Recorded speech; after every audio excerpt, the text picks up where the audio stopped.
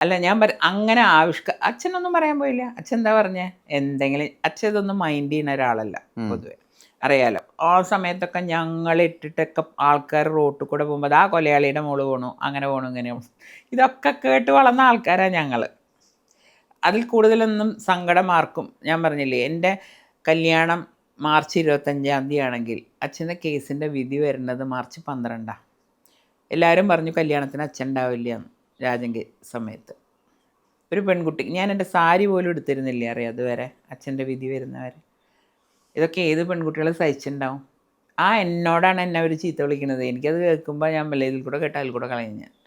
അതിൽ കൂടുതൽ വേദന ആ പ്രായത്തിൽ അനുഭവിച്ചിട്ടുണ്ട് ഞങ്ങളൊക്കെ. എൻ്റെ ഹസ്ബൻഡിൻ്റെ വീട്ടിൽ പോയിട്ട് കരുണാകരനുണ്ടാവില്ല, അങ്ങോട്ട് ജയിലിൽ പോവും. ഉടനെ എൻ്റെ ഹസ്ബൻഡിൻ്റെ അച്ഛൻ ചോദിച്ചു, അതിന് കരുണാകരനല്ലേ പോവുള്ളൂ, മോള് പോവില്ലല്ലോ. ഞങ്ങൾ മോളെ കല്യാണം കഴിക്കണേ. അപ്പം അങ്ങനെ ഒരു കുടുംബങ്ങളെ കിട്ടാനുള്ള ഭാഗ്യം ഞങ്ങൾക്കുണ്ടായി.